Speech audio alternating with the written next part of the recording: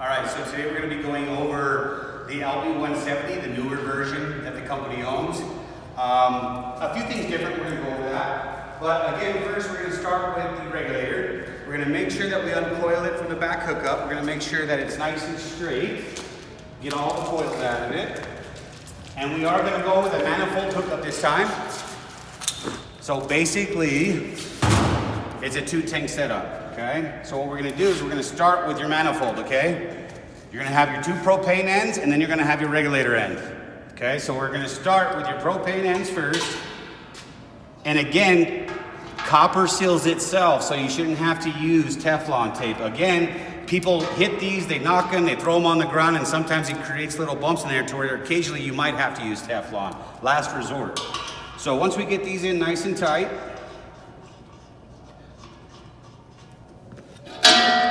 finish it up with a wrench after you get them in tight.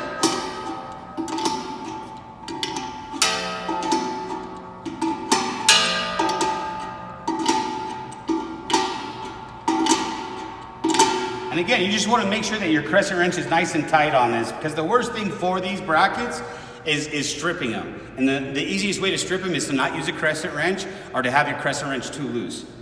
Okay, so now that we got the first one tight, we're gonna hop over here to the second. Finish up the tanks. And again, I'm making sure that my crescent wrench is nice and tight. That way it's not slipping off and stripping it. Okay, now that we got the second tank on nice and tight, we're gonna grab our regulator. We're gonna start feeding in on regulator. And again, we're just gonna double check these, make sure they're nice and tight. Everything seems tight, so we're gonna go ahead and start screwing on our heater. So we'll get that threaded, make sure that this is nice and sealed.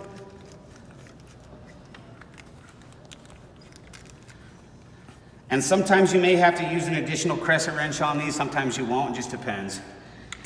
I always, any type of heater job, you'll always bring a second crescent wrench with you. Typically a large one and a medium-sized one will always get the job done. So okay, so we're just gonna make sure that this is nice and tight.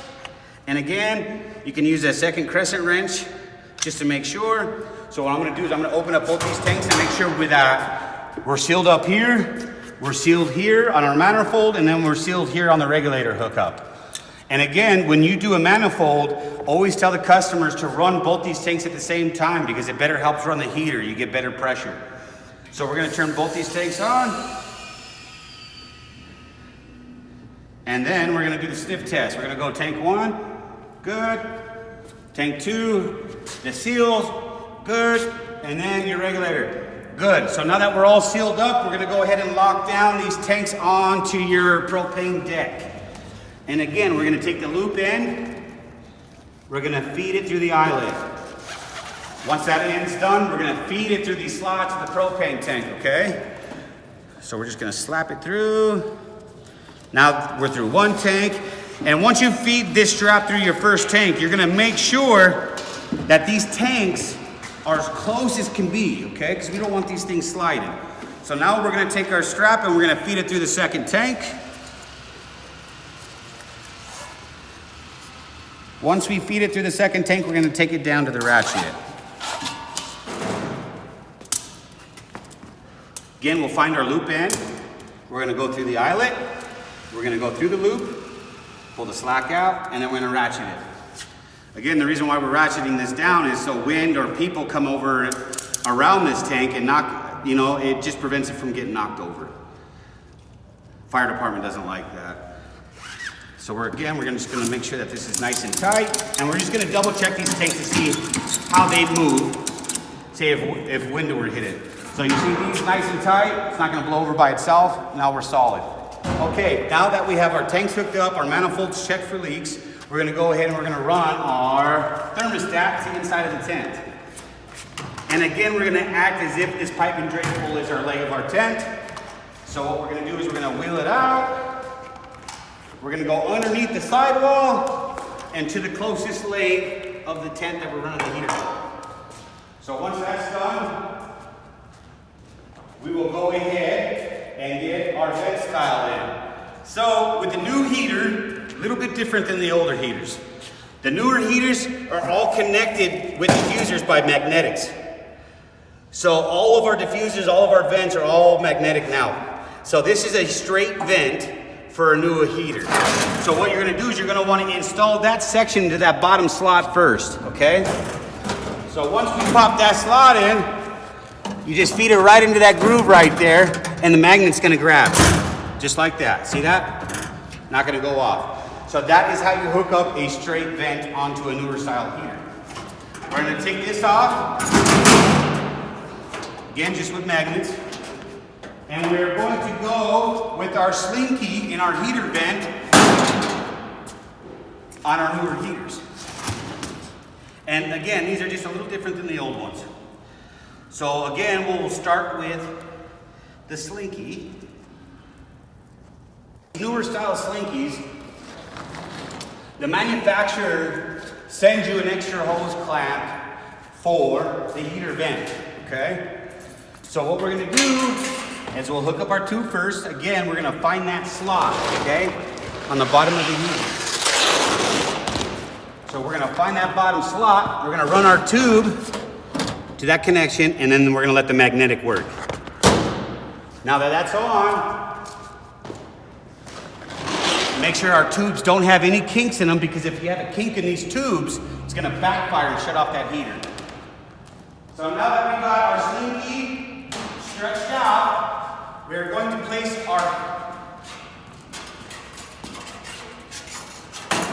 our heater vent close to it.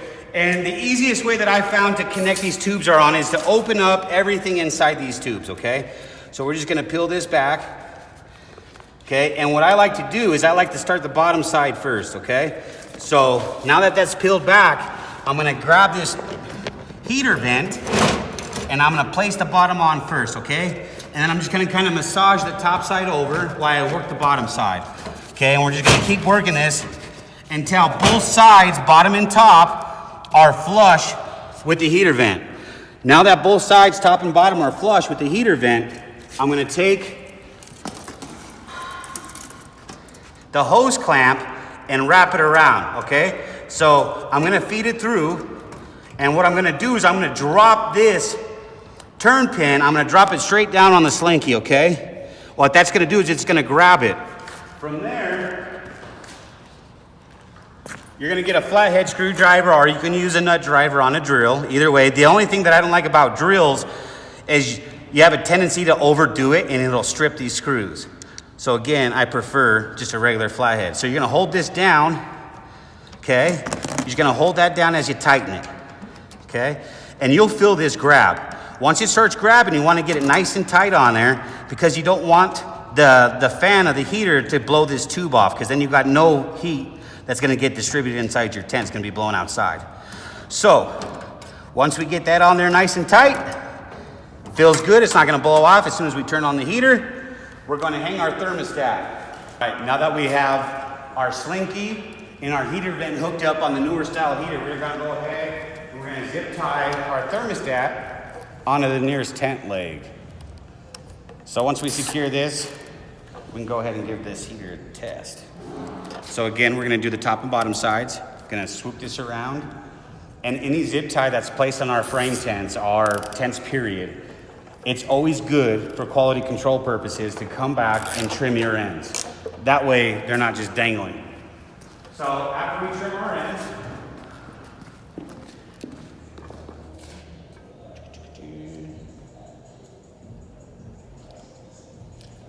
go ahead and clip these off so it looks nice and neat. We're gonna go over here and test the power. So, these new heaters are just a little bit different because of the thermostat. So on these new heaters, you'll have a switch. You'll have two switches instead of one on these. So one switch is to do manual control on your heater, which is basically just turning this switch on and letting the heater pump. The other one is your thermostat switch, which we're gonna be running and what most people are gonna run. So, once we have that position of the thermostat, we're gonna go ahead and plug in our heater and test the power. That indicator says that power is live to your heater. So what we're gonna go ahead and do is we're gonna go ahead and open up both of our tanks at the same time. So we'll open up both these gauges.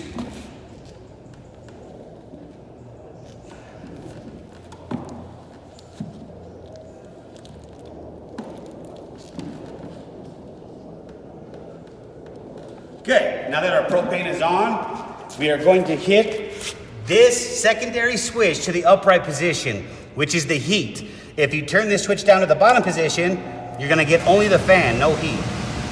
So again, we're in the neutral position. We're gonna go ahead and flick this up to the heat position, and then we're gonna go and turn on our thermostat. So now that we hit ignition, we're gonna go and turn our thermostat on, okay? Drop this to 80, and then we're gonna make sure that our heater is firing. Easiest way to do that is just to place your hand in front of the diffuser and make sure that the heat's running. Once we know that the heat's running, we're gonna let it run for about 5 to 10 minutes, make sure that our power connections are good, that the heater doesn't have any faults into it, it's not gonna turn off right away. Once we let it run for about 10 minutes, we can go ahead and shut down everything in reverse, okay? And here's how we're gonna do that. So we're gonna go up here, we're gonna turn off your thermostat, which is gonna shut off the heater. We're gonna put your heater to the neutral position, and then we are going to turn off your propane. And that is how the heater gets shut down. And it's just in reverse to turn it on. So what we're gonna go over right now is if you do have issues running it, okay? And sometimes you'll run into this issue to where you can't fully extend your slinky, okay? And sometimes you'll get a little bit of a pinch. Sometimes when you get a little bit of a pinch in your slinky, it might cause a backfire in your heater. If it causes a backfire in your heater, it's gonna shut off your resets. And we're gonna show you the old heaters and the new heaters have 2 resets. You're gonna have one on the front door and you're gonna have one on the back door. Okay, so we're gonna open up this compartment just to show you what that looks like. This is your relay switch. Okay, you're gonna have one in the front, you're gonna have one in the back. So if you get a kink into your hose and it backfires, it's gonna tell this switch to turn off the heater. So what you're gonna wanna do is you're gonna wanna press the one in the front, just like that, and you're gonna go to the one in the back, okay? And you're going to press this relay switch as well. Once you push those 2 relay switches, you're gonna go ahead and shut both the back doors and then refire the heater. If that doesn't work, it's something else, and just give your supervisor a phone call. But that is the difference between the older heaters and the newer heaters in a single tank and a manifold tanks.